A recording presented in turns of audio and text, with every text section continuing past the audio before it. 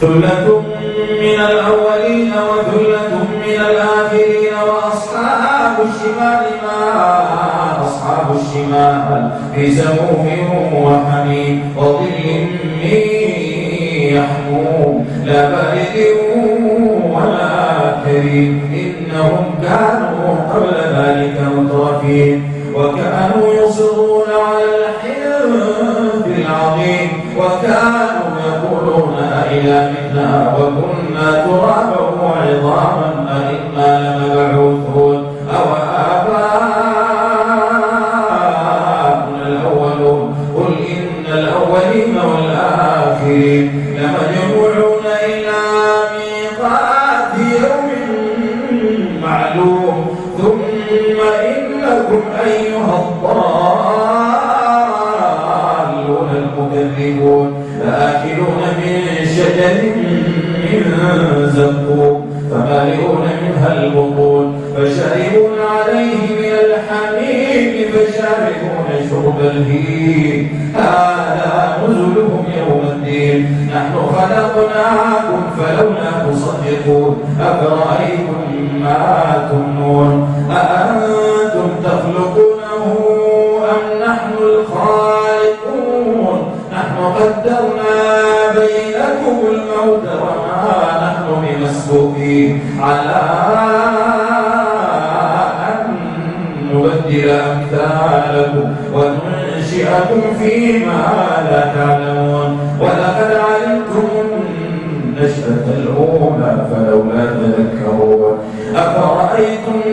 ما تحرثون أأنتم تزرعونه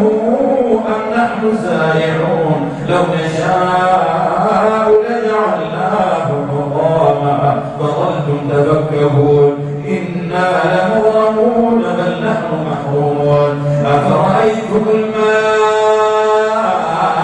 الذي تشربون أأنتم أنزلتموه من المزن أم نحن المنزلون لو نشاء جعلناه أجاجا فلولا تشكرون أفرأيتم النار التي تورون أأنتم أنشأتم شجرتها أم نحن المنشئون نحن جعلناها تذكرة ومتاعا للمقوين فسبح باسم ربك العظيم فلا أقسم بمواقع النجوم وإنه لقسم لو تعلمون عظيم إنه لقرآن كريم في كتاب مكنون لا يمسه إلا المطهرون تنزيل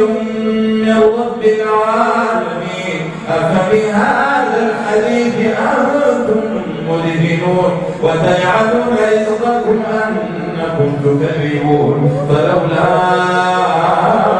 إذا بلغت الحلقوم وأنتم حينئذ تنظرون ونحن أقرب إليه منكم ولكن لا تبصرون فلولا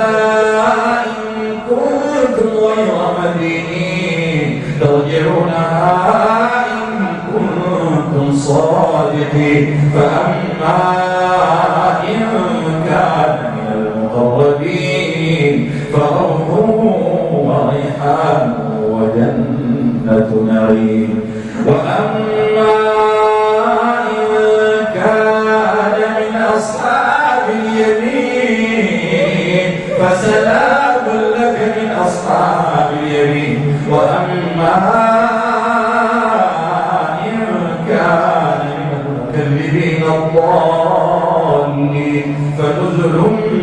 من حميم وتصلية جحيم إن هذا لهو حق اليقين